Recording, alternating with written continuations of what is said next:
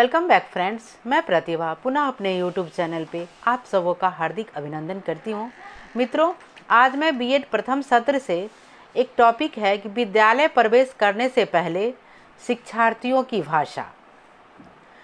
अब कुछ बच्चे जो है इस टॉपिक पे अटक जाते हैं कि विद्यालय प्रवेश करने से पहले शिक्षार्थियों की भाषा क्या होगी। ये इसमें अटकने की कोई बात नहीं है। विद्यालय प्रवेश करने से पहले विद्यार्थियों की भाषा या शिक्षार्थियों की भाषा जो है वह क्या होगा, मातृभाषा होगा। अब हम मातृभाषा के अर्थ पर थोड़ा सा प्रकाश डालेंगे।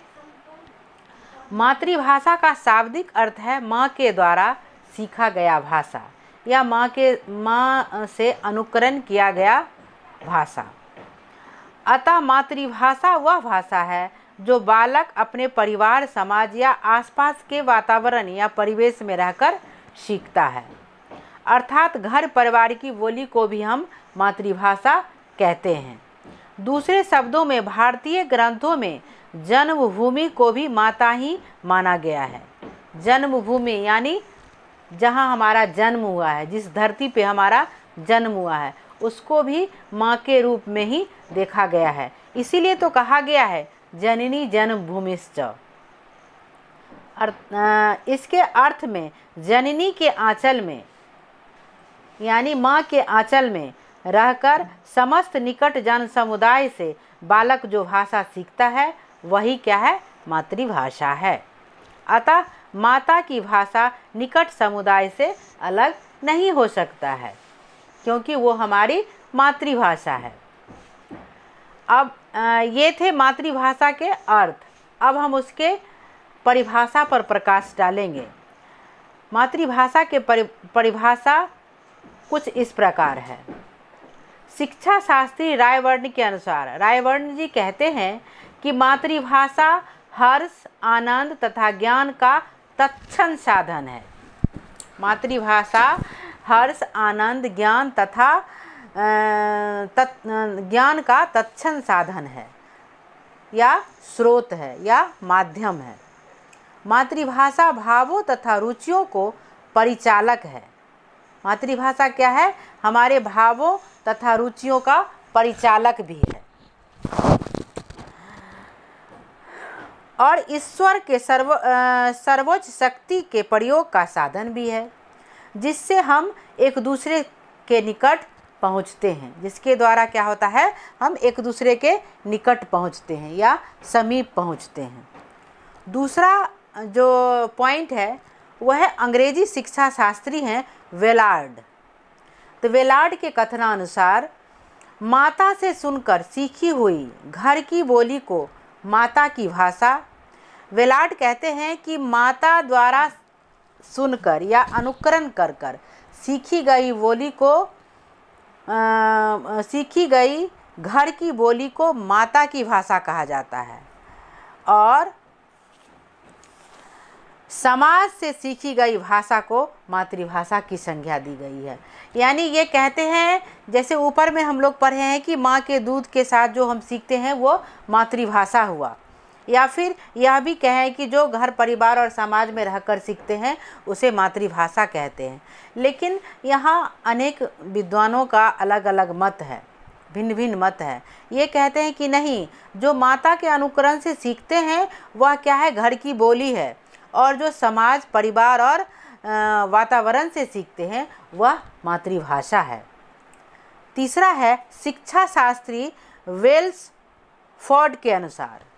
वेल्सफोर्ड कहते हैं मातृभाषा वह भाषा है जिसको हम माँ के दूध के साथ सीखते हैं, जिसके द्वारा हम अपनी प्रारंभिक प्रार्थनाओं, हर्ष, शोक, उद्गारों को व्यक्त करते हैं। मतलब यह क्या है, संप्रेषण का एक साधन है, एक साधन के रूप में है, जिससे हम अपनी जो है प्रारंभिक प्रार्थनाएं हो गया, शोक हो गया, हर्ष हो गया, उद्गार हो गया, उल्लास हो गया, उसको जो है हम दूसरे के सामने व्यक्त करते हैं।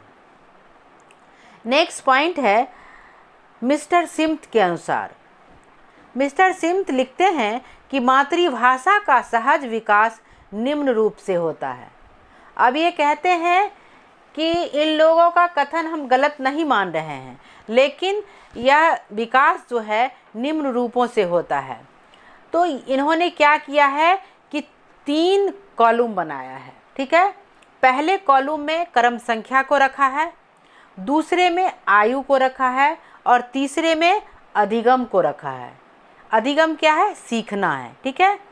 तो पहले कॉलम में जो है 1 वर्ष की आयु में बच्चा, पहले कॉलम में हो गया क्रम संख्या 1 और दूसरे में है आयु और तीसरे में क्या है? अधिगम।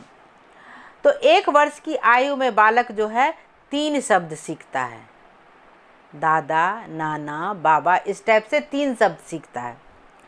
2 वर्ष की आयु में बालक 272 शब्द सीख लेता है। 2 वर्ष जब बालक का होता है तो 1 वर्ष में 3 शब्द सीखता है और 2 वर्ष में 272 शब्द जो है बालक अनुकरण करके सीख लेता है और बोलना भी उसे प्रारंभ कर देता है।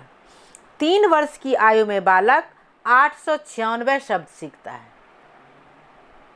सिम्त का मानना है कि 3 वर्ष की आयु में जो है बालक 876 शब्द सीखते हैं।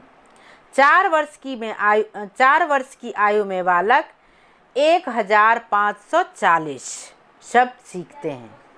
4 वर्ष में कितने सीखते हैं? 1540। 5 वर्ष की आयु में बालक 2072 शब्द सीखते हैं और 6 वर्ष की आयु में बालक 2562 शब्द सीखते हैं।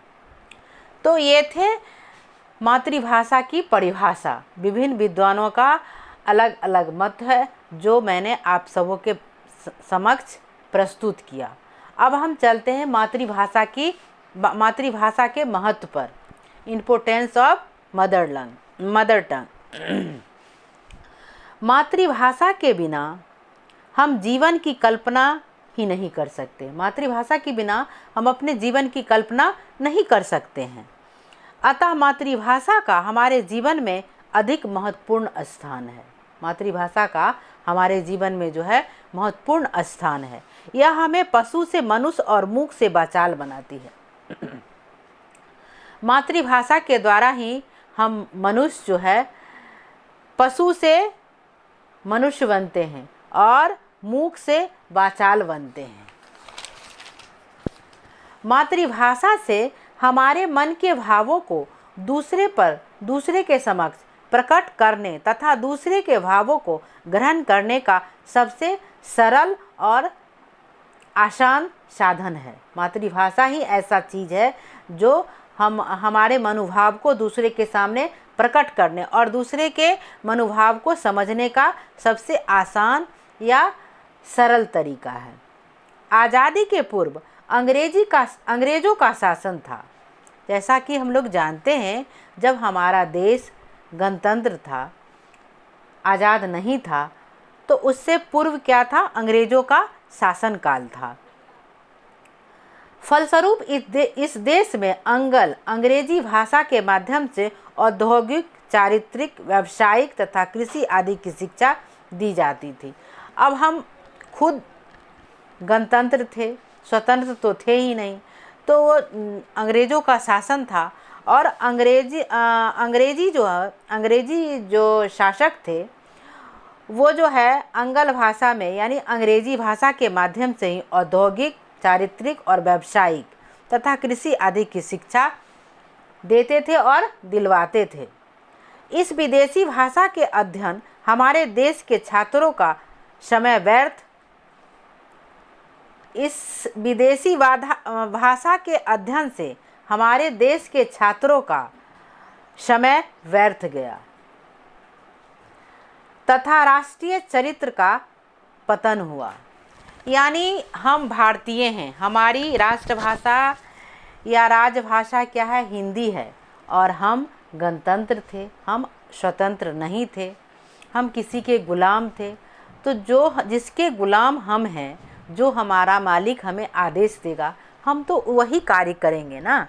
तो उन्होंने क्या किया कि जो भी कृषि शिक्षा था, चारित्रिक शिक्षा था, चाहे औद्योगिक शिक्षा था, व्यावसायिक शिक्षा था, सब में जो है अंग्रेजी भाषा में ही कार्य चलाते थे और हमारे छात्रों की मजबूरी यह होती थी कि वह उसका जो है पालन करना उनकी मजबूरी हो गई थी, क्योंकि वो उनके गुलाम थे।